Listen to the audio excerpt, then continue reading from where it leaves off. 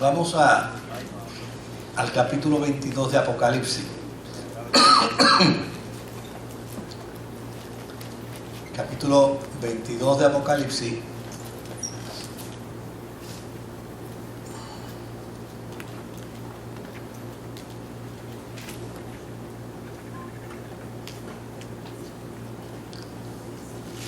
Luego el ángel me mostró un río de agua de vida, claro como el cristal, que salía del trono de Dios y del Cordero, y corría por el centro de la calle principal de la ciudad.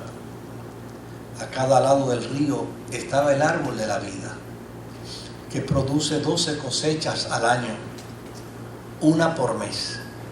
Y las hojas del árbol son para la salud de las naciones. Ya no habrá maldición. El trono de Dios y del Cordero estará en la ciudad. Sus siervos lo adorarán. Lo verán cara a cara y llevarán su nombre en la frente. Ya no habrá noche. No necesitarán luz de lámpara ni de sol, porque el Señor Dios los alumbrará y reinarán por los siglos de los siglos. El ángel me dijo: estas palabras son verdaderas y dignas de confianza.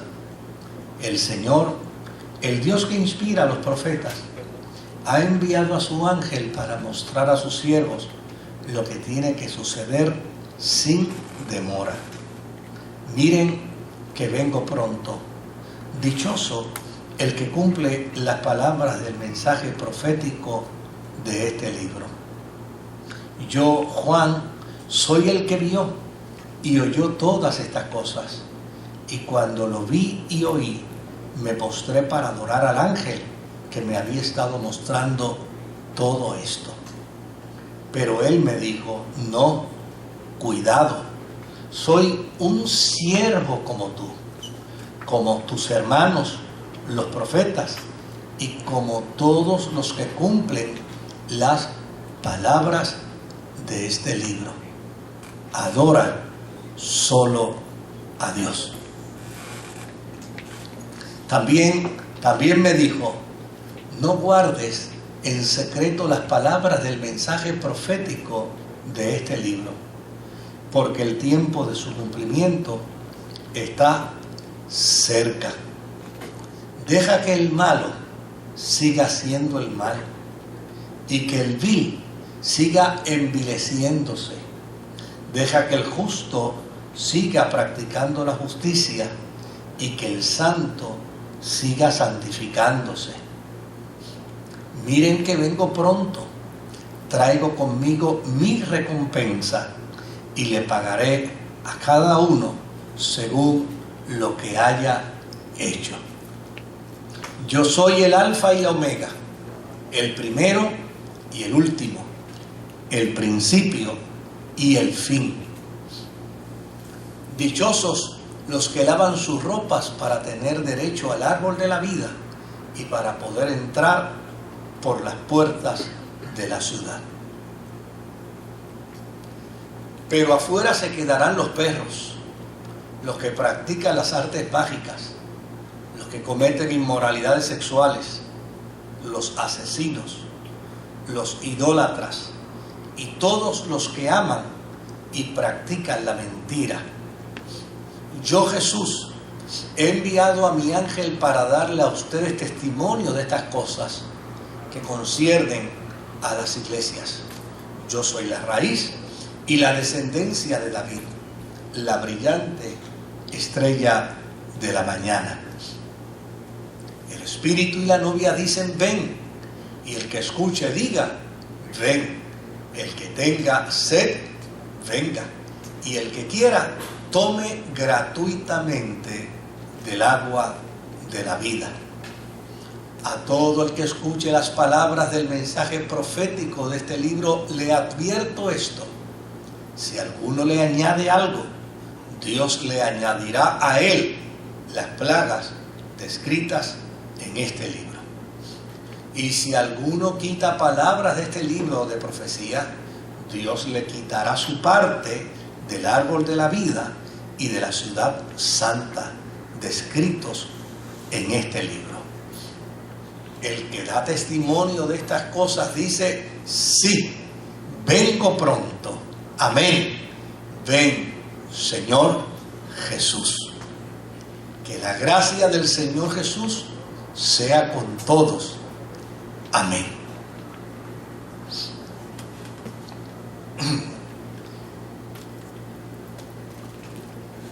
La semana pasada trabajamos con el capítulo 21 y desde luego Juan en el capítulo 21 hace una descripción de la ciudad que desciende del cielo, ¿verdad? Ataviada como una novia para su marido, y hace una descripción de lo que es externamente esa ciudad. En el capítulo 22, Juan empieza a tomar ahora una descripción del interior de la ciudad. Y dice que en el interior de esa ciudad hay un río de agua de vida. Desde luego, ese río de agua de vida es evidente en el Antiguo Testamento. Y una de las cosas que la historia antiguo testamentaria presenta en el Génesis es precisamente que en el huerto del Edén había un río que cruzaba el paraíso de Dios, y el ser humano fue expulsado de ese lugar. Por lo tanto, el que ahora aparezca mediante la gracia y la reconciliación de Jesucristo en la dimensión del cielo nuevo y de la tierra nueva, un río dentro de la ciudad, lo que implica es que los hombres y las mujeres en Dios volverán a estar con Él en la dimensión del paraíso, en la dimensión de aquel lugar de donde ellos habían sido expulsados. Claro, los pasajes antiguos testamentarios sobre este particular son abundantes y no los vamos a leer, pero en Génesis capítulo 2, 8 al 16, en Ezequiel capítulo 47, del 1 al 7, en el Salmo 46 y versículo 4, en Joel 3:18, Zacarías 14:8 y en el Salmo 36 y verso 9. Ahora, el río de agua de vida es símbolo de una ciudad donde dice la misma Escritura que el arquitecto de esa ciudad es Dios. Desde luego, comparado con la Jerusalén rodeada de desiertos de agua, derribada y hecha pedazos en ese momento. No olvidemos que en el año 70 Jerusalén había sido hecha añicos. Comparada con esa Jerusalén, la que desciende del cielo, lo que presenta es el símbolo de la presencia de Dios que nunca escaseará. En la mentalidad antigua del judío, el templo era símbolo de la presencia de Dios. Si el templo no existía, Dios tampoco estaba. Por eso en el capítulo 21 vemos que dice que no habrá necesidad de templo, porque el templo será ahora Dios mismo. O sea que en lugar de vivirse en una dimensión donde alguien piense que se puede correr el riesgo de que Dios se extravíe, pues aquí no hay posibilidad de riesgo, porque ni hay necesidad de templo, ni hay necesidad de sol, ni hay necesidad de luna, ni hay necesidad de lumbrera, porque el Señor mismo, con el resplandor de su gloria, será la luna, será el sol, será la lumbrera y será el templo. Ahora, a mí me gustaría, si pudiéramos ver a Juan capítulo 7, Juan capítulo 7, verso 38 al 39. Juan 7, 38 al 39. Y mira cómo dice: de aquel que cree en mí, como dice la Escritura, ¿qué pasará? Brotarán ríos de agua viva. Con esto se refería al Espíritu que habrían de recibir más tarde los que creyeran en Él. Hasta ese momento el Espíritu no había sido dado, porque Jesús no había sido glorificado todavía. Yo no sé, ¿verdad?, cuántos de ustedes han escuchado parte de mi testimonio en mi adolescencia, queriendo buscar una explicación a las cosas espirituales, porque pues obviamente había la experiencia, pero escaseaba la explicación, y yo le hacía preguntas a algunas personas, pero las respuestas no me satisfacían, sobre todo cuando junto con la respuesta iba acompañado un regaño. Mira, nene, ponte a buscar de Dios y déjate estar preguntando tanto.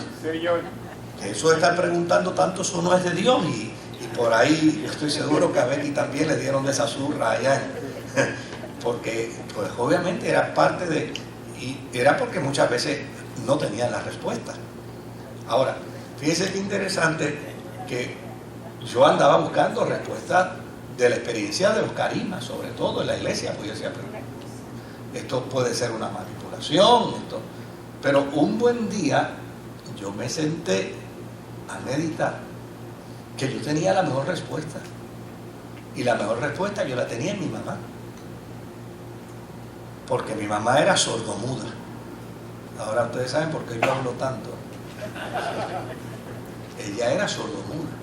Entonces mi mamá era un tipo de sordomudo que en aquel tiempo pues obviamente no gozó del privilegio de que se le enseñara a hablar, obviamente en el lenguaje del sordo. Por lo tanto, mi mamá no aprendió un lenguaje de sordo, ella tuvo que hacer su propio lenguaje y como consecuencia no aprendió a leer ni aprendió a escribir. Por lo tanto, la limitación para recibir información, ya sea por el oído, ¿verdad?, o ya sea por la lectura o por la interacción, era enormísima. Y un día mi mamá se convirtió precisamente en el objeto de investigación para mí. Le dije, pero ven acá, si quien me puede explicar mejor esto es mi mamá. ¿Y sabe por qué yo decía que ella me lo puede explicar mejor?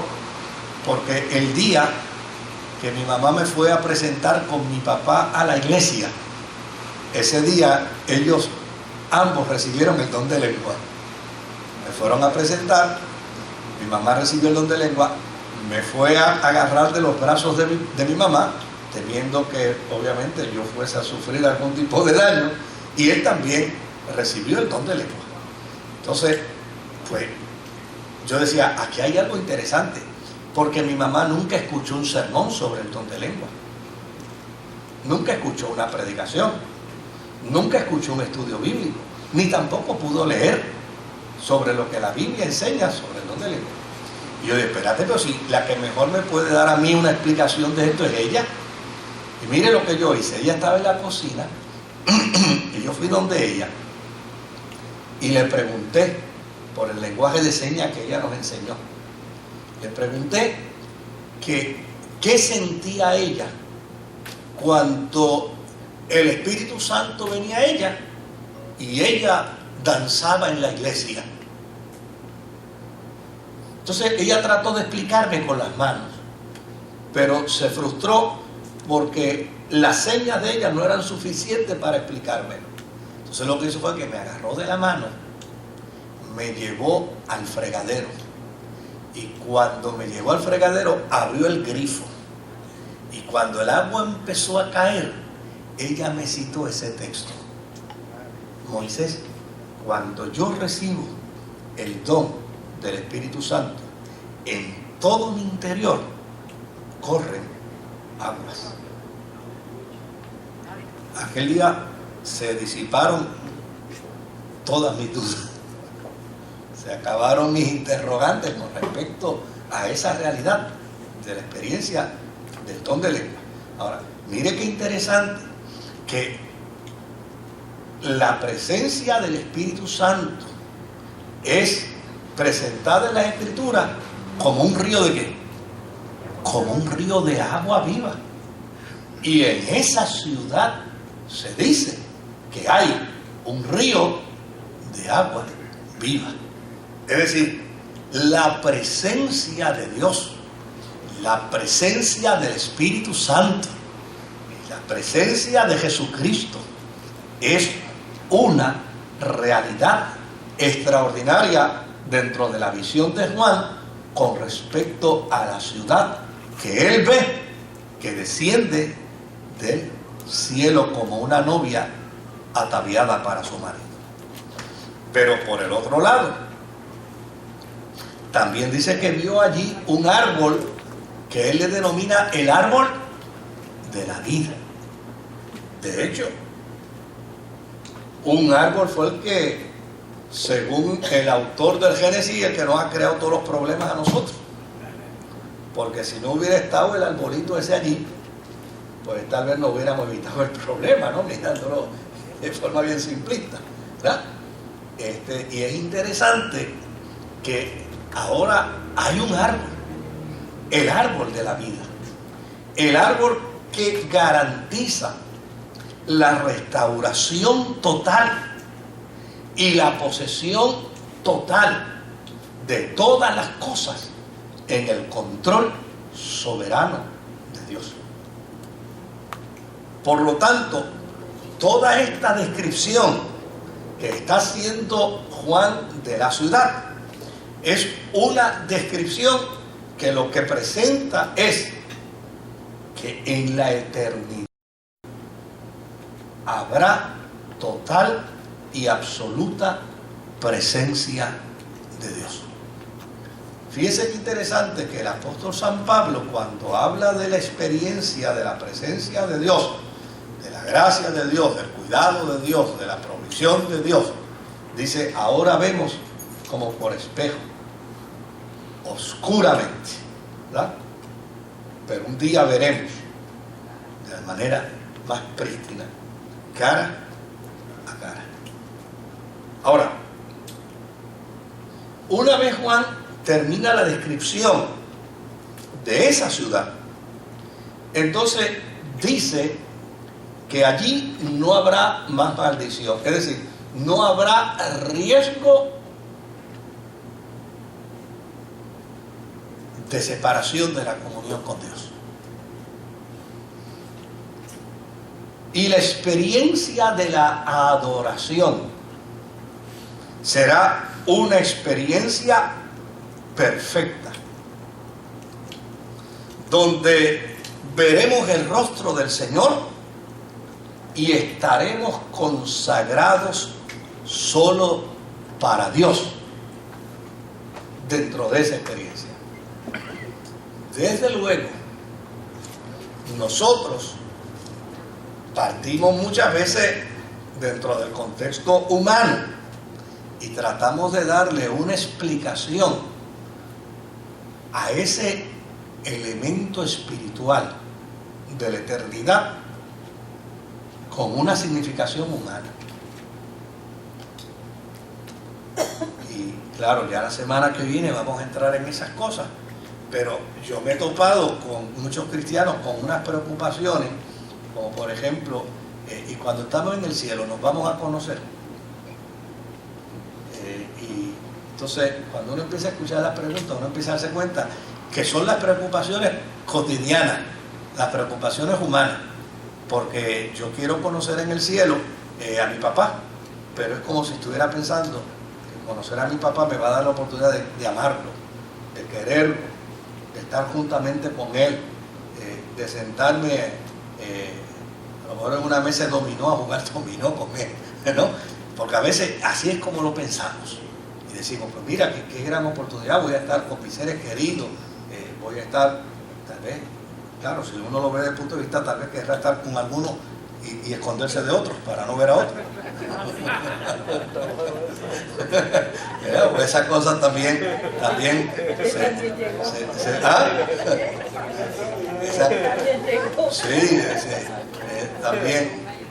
¿verdad? Es que uno tiene que ver la realidad, pero es porque la gente está pensando desde una perspectiva humana, y desde luego, bueno, no tenemos otro parámetro, ¿verdad? para medir la experiencia. Pero sin embargo, mi opinión sobre este particular es que cuando estemos en la presencia de Dios, en la dimensión de la eternidad, la misma pasión que yo voy a tener por adorar a Dios es la misma pasión que va a tener mi papá, y es la misma pasión que va a tener mi mamá, y es la misma pasión que van a tener mis seres queridos, y es la misma pasión que van a tener mis amigos. O sea, no habrá una pasión mayor en el cielo que la adoración a Dios y al Cordero. Por lo tanto, si nos conocemos, bueno, quién sabe, a lo mejor nos conozcamos, pero lo que nos provocará es precisamente la pasión que describe aquí Juan, la pasión de la adoración. Ahí hay alguna gente, de hecho a mí me lo han dicho, y están adorando nada más en el cielo, porque piensan que esto tiene que ser dentro de un contexto humano, tú sabes, pues un momentito en la lectura bíblica, otro momentito de los coritos, la ofrenda no debería venir nunca, ¿verdad? Pero por lo menos el pasaje escritural, etcétera, etcétera. Y la gente piensa que así debería ser la eternidad. Pero óigame, al día de hoy, los ángeles lo único que hacen es adorar. Los serafines, los querubines, los arcángeles. Y ninguno de ellos se ha cansado. O sea, la adoración es elemento fundamental en la experiencia escatológica de Juan. Es fundamental. Y de hecho, probablemente la adoración que se dé en la dimensión de esa esfera no tenga que ver absolutamente nada con la adoración que practicamos aquí. Es una dimensión distinta. Yo escuché una vez al doctor Ramón Muñiz haciendo planteamientos sobre esto, y yo creo que lo tengo hasta grabado todavía. Y él decía, señores, vamos a salir de estas interpretaciones humanas del cielo. Y obviamente quienes conocieron a Ramón Muñiz sabían que Ramón Muñiz no era que hablaba soez, pero era un hombre que hablaba, decía, ¿para qué rayo yo quiero tener boca en el cielo si no voy a comer? La boca la tengo aquí porque la necesito para comer, pero yo voy a estar en una dimensión totalmente distinta. La eternidad tiene que ser una dimensión distinta.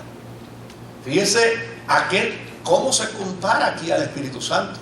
Se compara a un río de agua de vida. ¿Y a qué se compara Dios? Pues a la luz del sol, a la luz de la luna, a la luz de las estrellas, a la luz de los astros, porque de alguna manera no los tienen que compartir la información, pero a fin de cuentas la eternidad es una dimensión totalmente trascendente. De hecho, el mismo apóstol San Pablo, cuando habla de su experiencia con la eternidad, lo que dice es que cosas que ojo no vio, ¿verdad? Ni oído escuchó, ni han subido al corazón del hombre. Son las que Dios tiene que preparadas. O sea, es una dimensión totalmente distinta.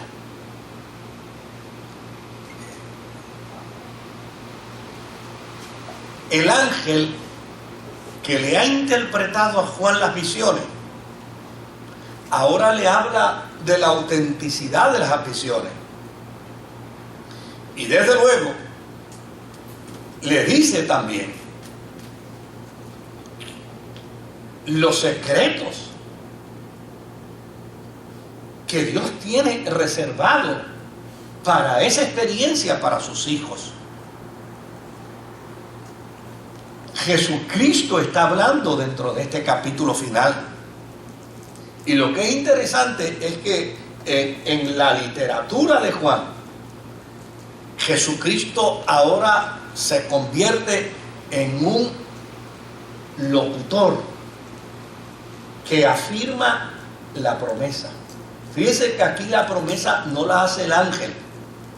La promesa no la sustrae Juan de una conclusión, sino que dice que el mismo Señor es el que anuncia su venida. He aquí, yo vengo pronto. Claro, este sentido de retorno inminente de Jesucristo a mí me fascina más que cualquier otro sentido, porque es el sentido que despierta la expectación. La forma como Juan presenta en su documento, en ese he aquí vengo pronto y mi galardón conmigo, lo que hace es despertar la expectación. Pues ¿cuándo es pronto? Pues pronto. ¿Cuánto tengo que esperar por ese pronto? Pues esa es la expectación. Y yo soy partidario de una experiencia en lo que concierne al retorno de Jesucristo, de una experiencia de expectación. De hecho, los que tengan aquí más de 40 años en el Evangelio recordarán una canción que se cantaba en aquel tiempo, 40 años atrás, que decía: ya vislumbra en el cielo la esperanza del que viene por un pueblo redimido. Gloria a Dios que de los cielos ha descendido, con poder y potestad viene a la tierra. Preparaos, mis hermanos, ya es el tiempo. Y por ahí seguía, ¿no? O sea, ¿de qué estaba hablando el cántico? De lo que estaba hablando es precisamente de una experiencia de expectación. Y yo creo que eso es lo que la iglesia necesita reconquistar de nuevo.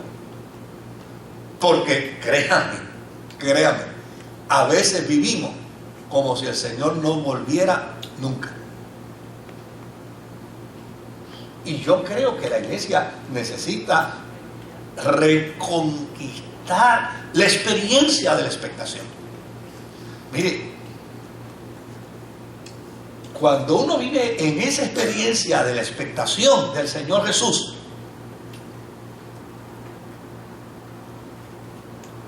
vive más cerca de Él y vive más controlado por el Espíritu. Ahora, el otro elemento que uno observa dentro de este capítulo 22 es la experiencia de bendición para los lectores, la bienaventuranza para los que leen. Desde luego, el documento se le ha entregado por primera vez, se ha puesto en las manos de una iglesia perseguida, de una iglesia que de hecho se estaba haciendo preguntas serias. Ven acá, a mí me están diciendo que el Señor viene, pero esto lo que se está es complicando. Y aquí, en lo que Él viene, me están matando mi familia. Y este elemento de que se bendiga a los lectores del libro y se les plantee que como resultado de la lectura se va a despertar en ellos ese sentido profundo de expectación. De hecho, una de las cosas que la iglesia primitiva exclamaba era el Maranatá, que no era otra cosa que gritar: Cristo viene, Cristo viene, Cristo viene. Ese elemento de expectación, querido, yo creo que la iglesia necesita recuperarlo, porque en ocasiones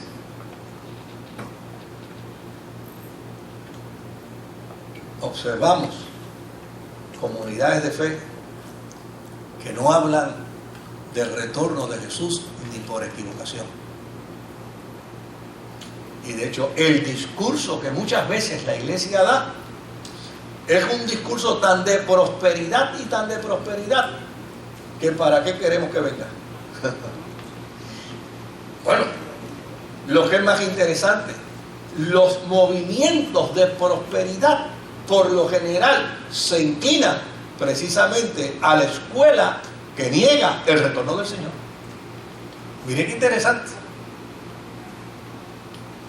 La inmensa mayoría de los movimientos de prosperidad niegan el retorno de Jesús. Sí, niegan el retorno de Jesús, porque a fin de cuentas lo que es importante para ellos en su discurso es Él aquí, es Él ahora. Claro, yo creo que hace falta un justo balance dentro del pensamiento, porque muchas veces nos topamos con una gente que quiere que el Señor venga, nada más que cuando tienen problemas.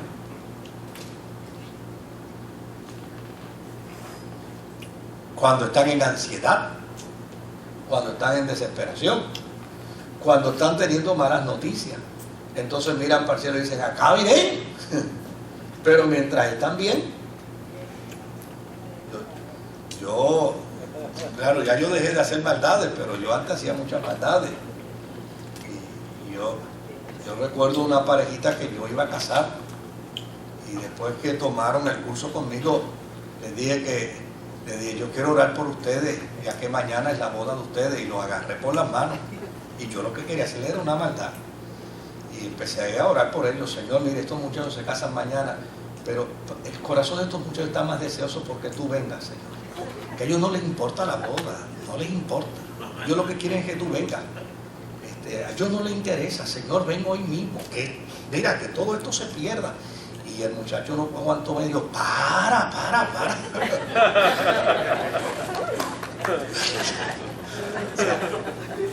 Porque nos hemos acostumbrado precisamente a vivir una vida cristiana sin expectación.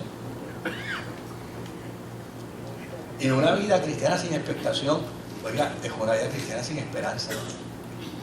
Porque fíjese que el planteamiento bíblico dice: mas nosotros esperamos cielos, ¿qué? Cielos nuevos y tierra nueva. Y cuando la Escritura dice que la esperanza no avergüenza, lo único es que necesitamos un elemento de equilibrio, porque a fin de cuentas, pues mientras el Señor viene, hay que trabajar y hay que vivir con la realidad de la vida y con lo que la vida presenta y con lo que la vida nos confronta y con las adversidades y con las cosas buenas. Hay que aprender a vivir saludablemente en la experiencia de la fe, pero no necesitamos sacrificar la dimensión de la expectación. Ahora, fíjese que ahora Cristo hablando, hay un dato interesante, que en documentos apocalípticos la literatura apocalíptica es mística, ¿verdad? Y dentro de ese misticismo a veces es como cerrado.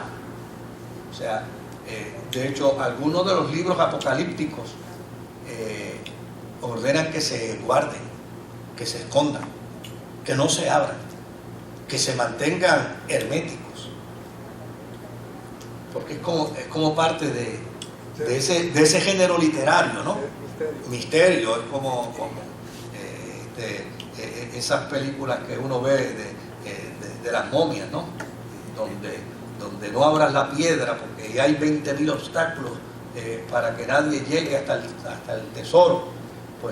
Pues la literatura apocalíptica tiene mucho de ese elemento, pero sin embargo el Apocalipsis de Juan rompe ese paradigma y lo presenta de una manera totalmente distinta. El Apocalipsis de Juan se le dice con perfecta claridad que es un Apocalipsis que tiene que estar abierto y que todos los cristianos tienen que leerlo. Bienaventurados los que lean, ¿no? Y bienaventurados los que entiendan la palabra de esta profecía. O sea, es un Apocalipsis que en lugar a todos los demás Apocalipsis que se manda en ese misticismo, guárdalo, enciérralo, no se sepa de él hasta el momento oportuno. No, aquí es todo lo contrario. Él tiene que estar abierto, porque a fin de cuentas un Apocalipsis abierto es lo que le hace saber a los cristianos que debemos mantener la expectación de su venida. Por el otro lado,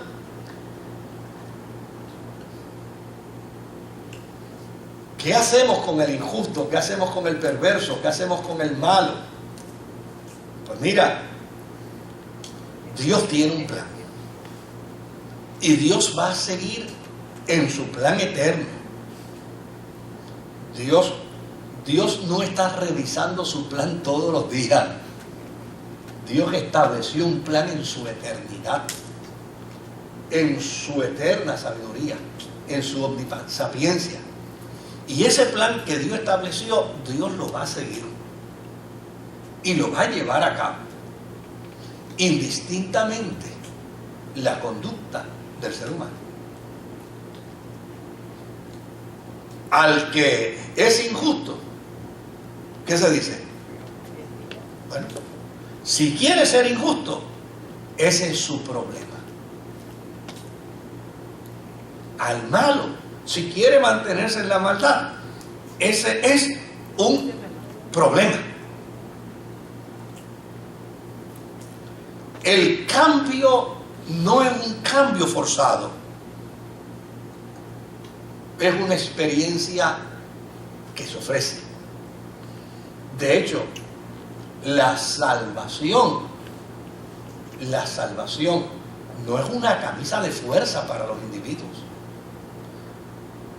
Yo a veces, no sé si la gente me puede entender, cuando yo hablo de la gracia, yo no estoy hablando de lo que decía el jíbaro, un free for all. Yo creo que yo no tengo méritos para la salvación. En mí no hay méritos para la salvación. Pero a fin de cuentas, yo no alcancé la gracia porque la estaban tirando por el chorro.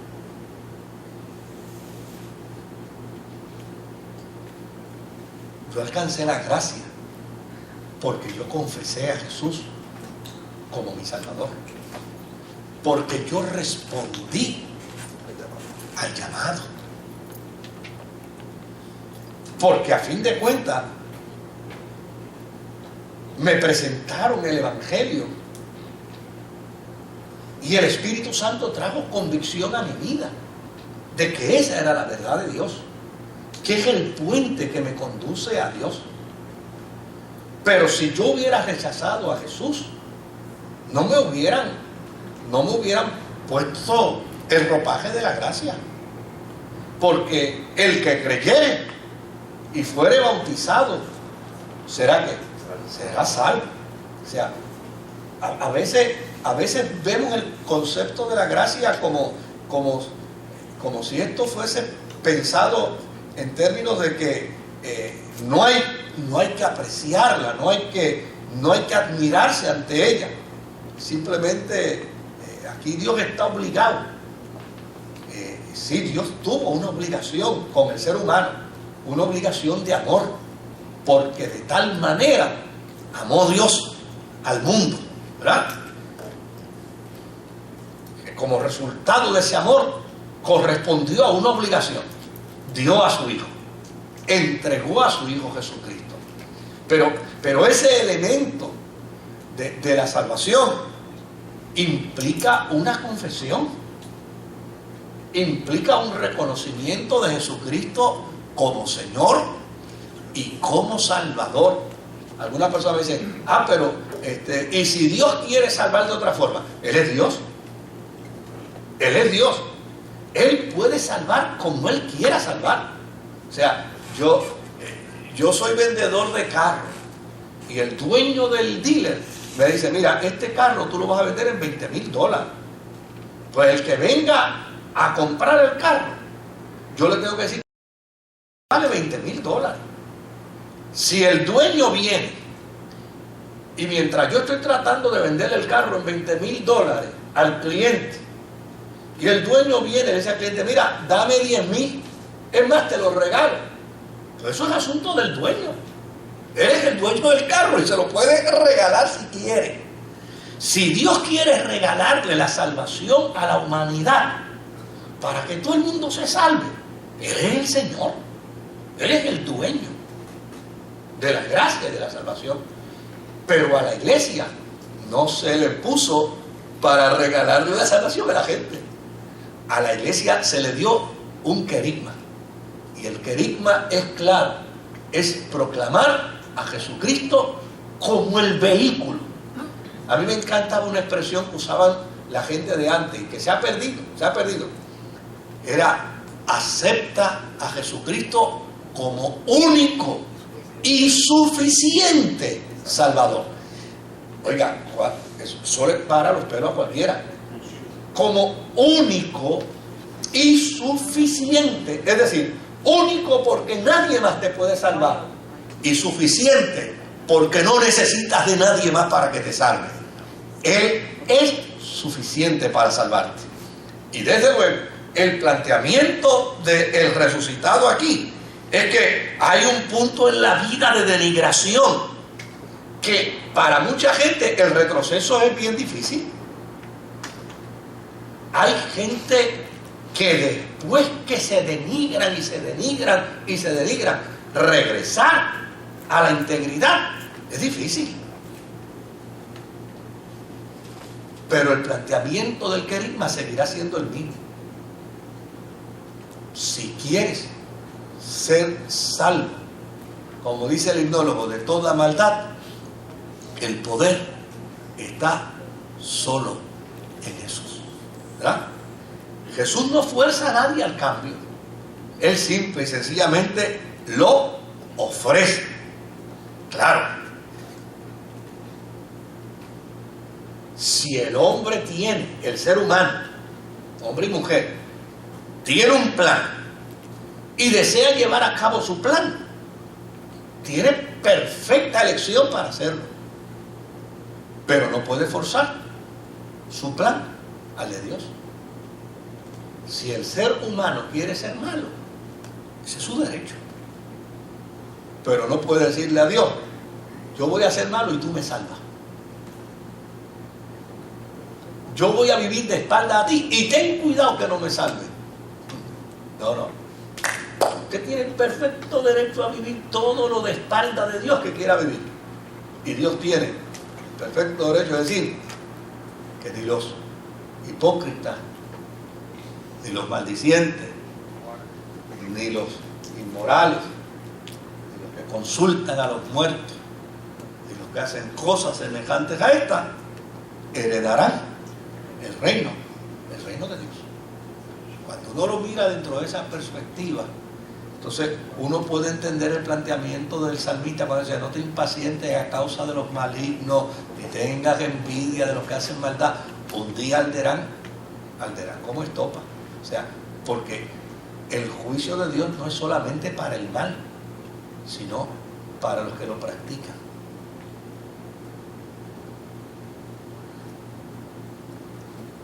Vengo presto con mi recompensa a pagar por lo que se haya hecho. Desde luego, esto no implica un elemento de acción meritoria para la salvación. Esto lo que implica es precisamente lo que estamos señalando. Óyeme, el que siembra para la carne, de la carne segará ¿qué? Corrupción y muerte. Pues se pagará conforme a como has hecho. O sea, no es que se está planteando una salvación por obra, sino lo que se está diciendo es, bueno, si eso fue lo que sembraste, eso es lo que también vas a cosechar. Ahora, fíjese el planteamiento del resucitado. Yo soy el alfa y la omega. Algunas versiones bien modernas dicen, yo soy la A y la Z. ¿Ah? ¿Qué implicación? Óyeme, yo lo cubro todo. Conmigo se forman todas las expresiones. De mí nada se escapa. Yo creo que es un mensaje aleccionador para aquellos cristianos. Porque están mirando a un bandido, abusando de ellos. Y pensar que iba a salir impune en su maldad. No va a salir impune.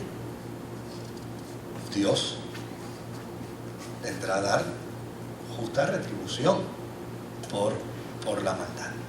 Ahora, fíjense qué interesante. Sin lugar a dudas, Juan estaba pensando en gente de su contexto. Como por ejemplo, ¿quiénes tienen derecho a entrar a la santa ciudad?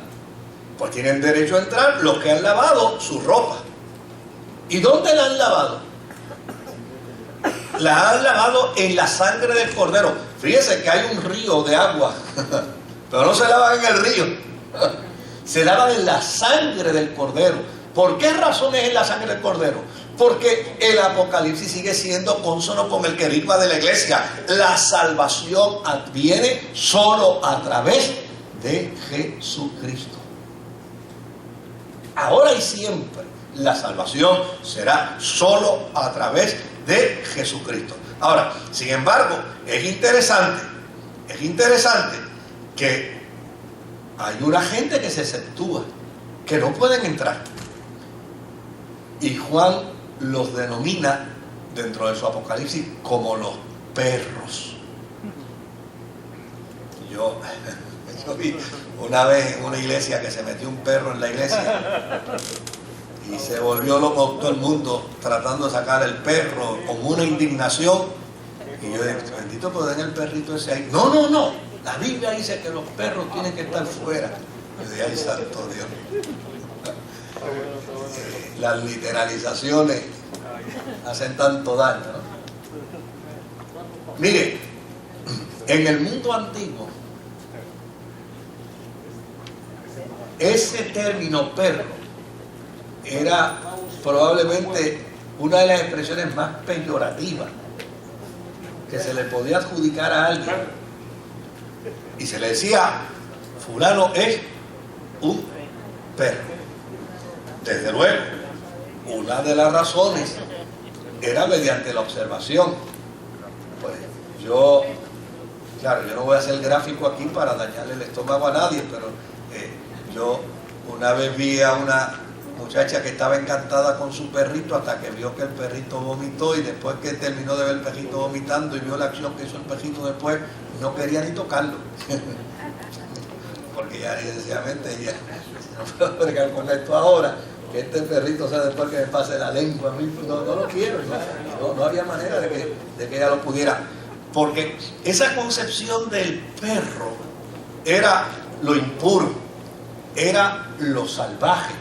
Y en efecto, en el Antiguo y en el Nuevo Testamento estaba vinculado con los que vuelven a su vómito. Entonces, mire qué interesante. ¿Qué había detrás de esta expresión? Los perros estarán fuera. Mire, todos los cristianos de finales del primer siglo no fueron mártires. Muchos de esos cristianos renunciaron a la fe. porque desde luego el precio era caro. Mire, y no es lo mismo llamar que verlo venir, ¿verdad? O sea, uno puede decir, como un amigo mío una vez en el barrio donde yo me crié, que ellos eran 5 hermanos y los 5 querían darle a un muchacho de allá que había venido de Santurce, y entonces los 5 querían darle a la misma vez, pero había uno que decía, déjemelo a mí que yo lo es barato. Y en eso mi hermano llegó, uno de mis hermanos mayores, y cuando vio, dijo, no, los 5 no le pueden dar a él, eso no es justo. Entonces el muchacho le dice a mi hermano, yo peleo con los 5, pero 1 a 1. 1 a 1 peleo con los 5. Entonces digo, ¿de verdad? Dice, sí, no, 1 a 1. Los 5 a la vez no, pero 1 a 1 sí yo peleo con los 5. Entonces mi hermano dijo, mira, él pelea con ustedes, pero 1 a 1, no los 5. Entonces, claro, como había uno que era el más gordito y el que estaba más frenético y estaba más guapo y el que gritaba, déjemelo a mí que lo voy a desbaratar, pues el muchacho dijo, tengo que empezar con porque el que es más fuerte me va a salir. La cuestión dijo, mira, yo le digo a mi hermano, mira, Cano, yo voy a empezar por y lo señaló a él. Claro, cuando aquel muchacho se quitó el suéter, aquel muchacho era fibra desde el cuello hasta la cintura, era fibroso. Entonces hizo unos ejercicios de estiramiento y aquel cuerpo se inflamó como un pez globo. Y cuando el otro vio con quién iba a pelear, dijo, entonces me dice, vamos, empieza. Dice, no, yo acabé de comer ahora mismo y va y me cae mal la comida. Ahí me cae mal la comida. Yo acabé de comer ahora mismo. Ahora. Pues había muchos cristianos en ese tiempo que cuando vieron la persecución, esto no es para juzgar, ¿verdad?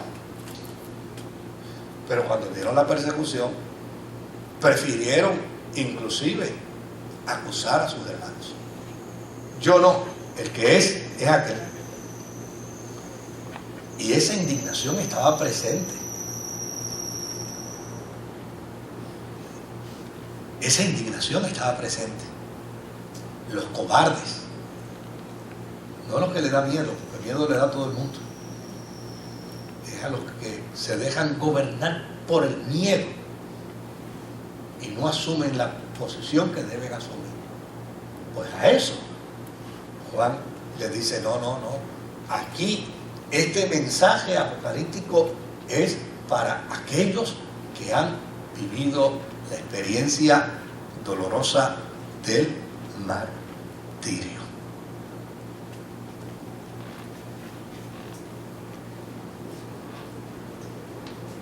Fíjese lo que ahora hace Juan, verso 16. Dice, yo Jesús he enviado a mi ángel para darle a ustedes testimonio de estas cosas que conciernen a las iglesias.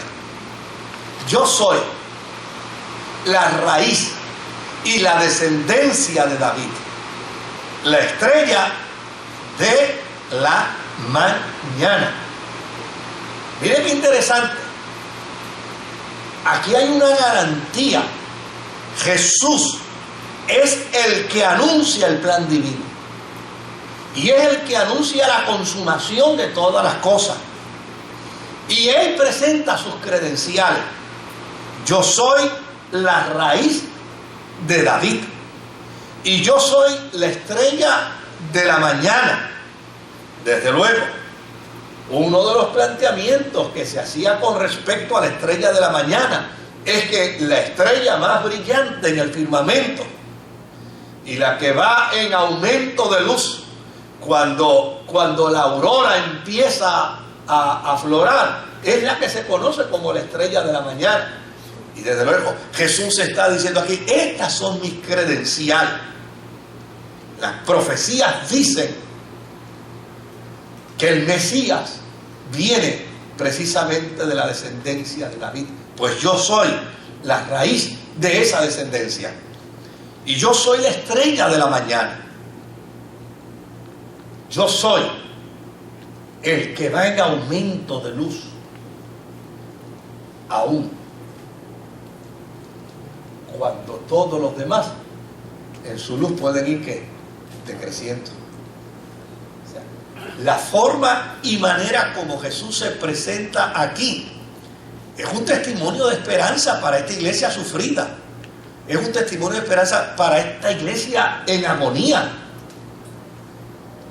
Porque si ellos estaban preguntando dónde estaba Jesús, qué está haciendo Jesús y qué plan tiene Jesús, a esta iglesia se le está diciendo, se le está respondiendo a cada una de sus preguntas.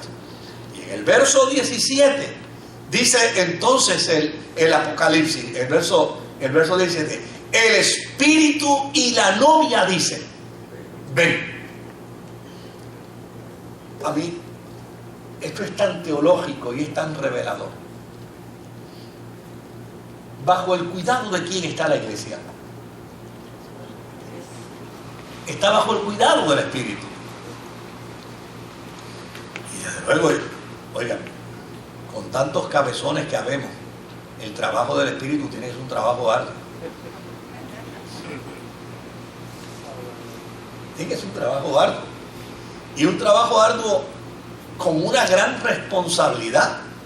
La responsabilidad de presentarle a la iglesia, al Señor, como una esposa gloriosa. O sea, Él tiene esa responsabilidad. Es la responsabilidad como a mí no me gusta coger de ejemplo a nadie, pues, estoy trabajando con Moisés, con este cabezón, y yo tengo el deber y la responsabilidad de presentárselo a Jesús el día de su venida. Entonces, o sea, es alguien a quien le han entregado un travieso para que lo mantenga, lo retenga y lo preserve hasta el día glorioso de la venida del Señor. Desde luego, si algo deseará el Espíritu Santo es que el Señor venga, que acabe de venir, porque el Espíritu y la iglesia dicen ven, y el que escuche diga ven, y el que tenga sed venga, y el que quiere tome gratuitamente del agua de la vida. Es decir, la experiencia de la salvación está abierta para todos. Todos tienen derecho a la salvación. Así como en Adán todos mueren, en Cristo todos son vivificados. Pero tienen que ser parte de la novia. Y tienen que desear en lo profundo del corazón la expectación del retorno de Jesús. El Espíritu y la novia dicen ven. Y desde luego, si somos parte de la novia del Señor, el que escucha tiene que decir ven. Miren, la experiencia de la cena del Señor a mí se me hace hermosa por varias razones. Una de ellas, porque es la invitación a la mesa, donde todos somos iguales. Y eso a mí me llena de emoción, créanme, es algo que me emociona. Y el acto que como iglesia realizamos todavía me emociona más, porque el mismo pedazo de pan lo comemos todos, porque a fin de cuentas todos somos ¿qué? Todos somos iguales. Y de la misma copa bebemos todos porque todos somos iguales. Y de la misma vid bebemos todos porque todos somos iguales. Y eso a mí me emociona mucho. El otro hecho de la cena del Señor que a mí me emociona mucho es el hecho de que sea una cena abierta. Porque eso rompe con la incapacidad humana de estar juzgando. Yo no tengo que juzgar a nadie. El que está sentado a mi lado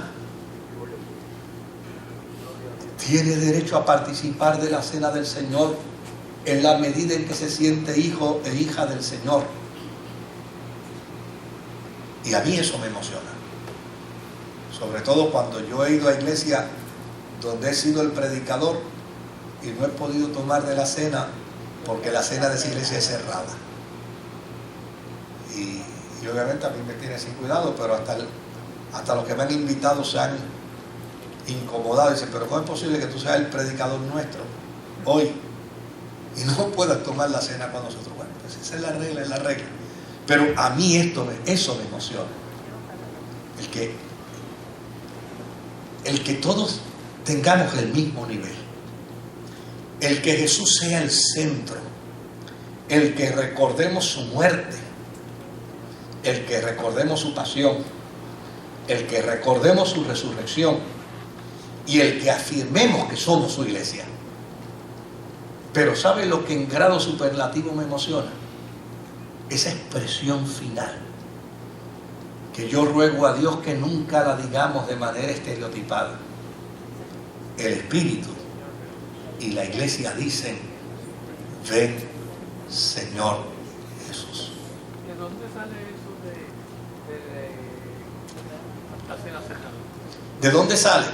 Bueno, algunas comunidades entendieron que la cena, como es una invitación para creyentes que conforman el cuerpo de Cristo, pues ellos para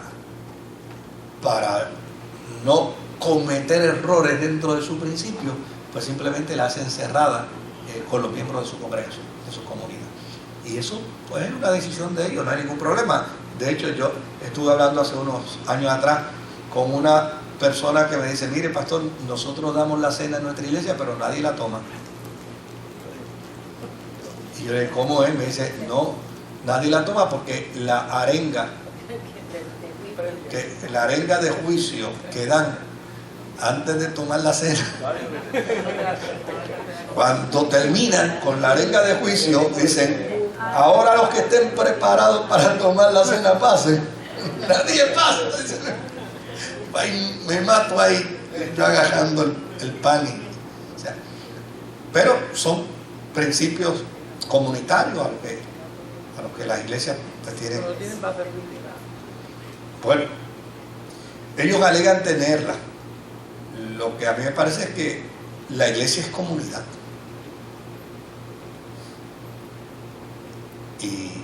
Y eso da paso al juicio, y da paso a la condenación, y da paso a estar juzgando a los demás. De hecho, uno de los fenómenos que se da muchas veces en comunidades es esa, ¿no? Que dicen, mira, el que no pasó a tomar la cena fue fulano. ¿Sabe Dios? ¿Sabe Dios en qué pecado está? Pues, entonces caemos en la trampa de juicio, de estar juzgando a los demás. Cuando mejor no la demos. Porque caer en esa trampa de juicio es vergonzoso. Ahora, fíjese que el Espíritu es el ayo de Cristo. Es Cristo. Y aquí hay una correspondencia entre Cristo y el Espíritu Santo. Es la correspondencia de un anhelo auténtico. Él desea venir, porque dice, aquí vengo. Y el Espíritu Santo desea que venga. Eso, yo recuerdo una vez a alguien que dijo, no sé por qué usted tiene tanta prisa porque el Señor venga, si más prisa tiene el Señor. Oye, es verdad. Él tiene, el deseo del Señor es apremiante. Lo que pasa es que nos dice la Escritura que la voluntad de Dios es que nadie se pierda. O sea, esto es un acto de gracia, es un acto de amor, es un acto de misericordia. La proclamación del Evangelio es poderosa para transformar la conciencia del ser humano y hacer que un corazón de piedra se convierta en un corazón de carne. Entonces, la iglesia tiene que reconocer ese poder que tiene, ese potencial que tiene de transformar la vida del ser humano a través del Evangelio, de la proclamación del Evangelio. Y es en la medida en que se está dando esa proclamación del Evangelio que el ser humano todavía tiene esperanza para ser salvo y para vivir con el Señor en la eternidad. Ahora,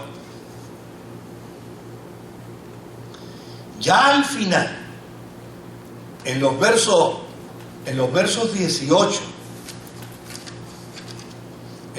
18, al 19, a todo el que escuche las palabras del mensaje profético de este libro, le advierto esto. Si alguno le añade algo, Dios le añadirá a él las plagas descritas en este libro. Y si alguno quita palabras de este libro de profecía, Dios le quitará su parte del libro de la vida y de la santa ciudad descritos en este libro. Miren, en aquel tiempo había un fenómeno interesantísimo con la cuestión esta de la literatura apocalíptica. Y era que había una serie de individuos escribiendo Apocalipsis y adjudicándoselo a personalidades bíblicas. El Apocalipsis de Moisés, el Apocalipsis de David, el Apocalipsis de Baruch, que se dio por acá. Entonces, andaban aplicándoselo a personalidades bíblicas. Y entonces, desde luego, este Apocalipsis quiere llegar a las manos de la iglesia de manera que íntegra, tal y como le fue revelado a Juan. Y Juan emite un oráculo sobre él. Es un profeta. Y los profetas están para emitir ¿qué? Oráculos. Un oráculo que advierte. Si usted quiere, como decían los muchachos antes, si usted quiere traquetear o trostear con el Apocalipsis de Moisés, es su problema, pero este no me lo toque.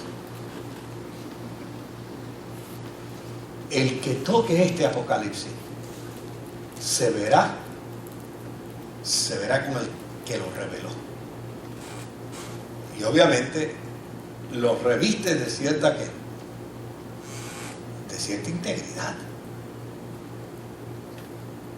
Porque él quiere asegurarse que tal y como le fue revelado este Apocalipsis llegue a los cristianos.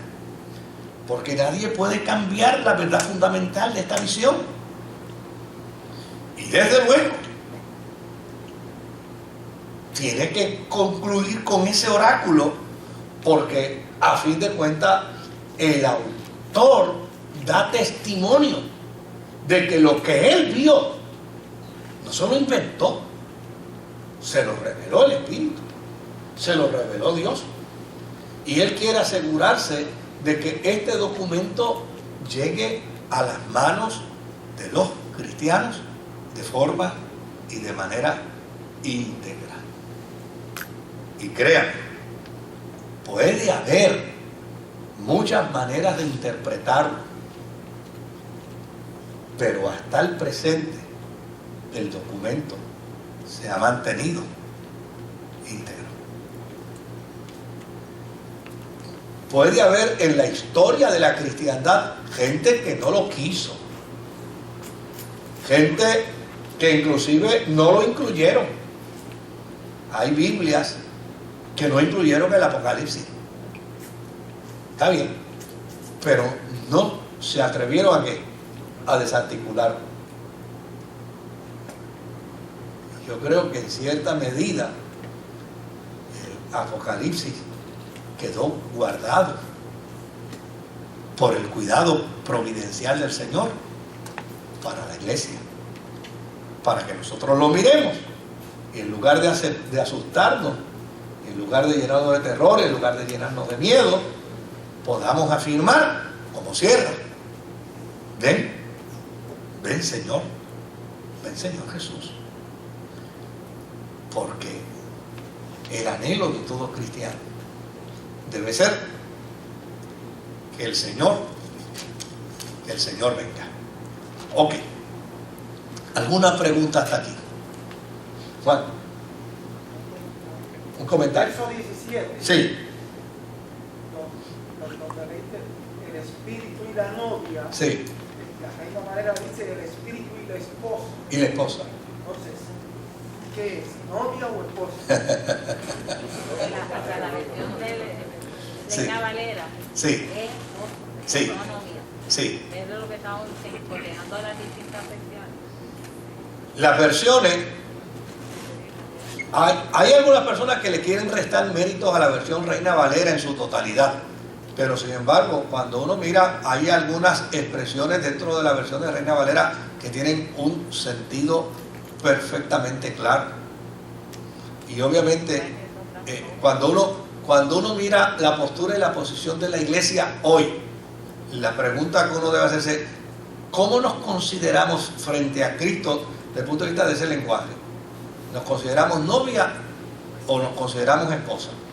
Claro, el elemento aquí interesante es que dentro del contexto judío, una novia, como lo era María frente a José, ¿era qué? Ya era esposa. Ya era esposa. ¿Ves? Entonces el oráculo. ¿Ah? El oráculo que habla que cuidar la integridad del texto. Sí, No se cambia porque no se cambia por una sencilla razón, porque a fin de cuentas el planteamiento en términos de su implicación está diciendo lo mismo, porque cuando María estaba desposada de José, lo que estaba era comprometida con José, no era esposa, pero en el sentido de estar desposada. De hecho, si María hubiera muerto, José era un novio viudo y tenía perfecto derecho a guardar luto y tenía perfecto derecho a vivir toda la experiencia luctual dentro de la tradición judía, porque para los efectos ya el estar desposada, es más, mire, aún claro, no se ve como se ve, ¿verdad?, en ese contexto judío, pero no es lo mismo.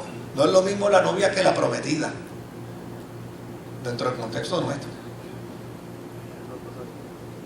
De hecho, cuando ya están comprometidos, los padres le dan ciertos privilegios, un poquito más. Mientras son novios, ¿ah? Esto puede cambiar el aspecto escatológico del tiempo. Sí. Si es esposa, porque ya vino, o porque ya está, o sea, hay que tener cuidado porque esta versión es la que dice novia. Sí, no. No, por eso mencioné que la versión Reina Valera en ese sentido tiene más validez. Tiene más validez que esta versión.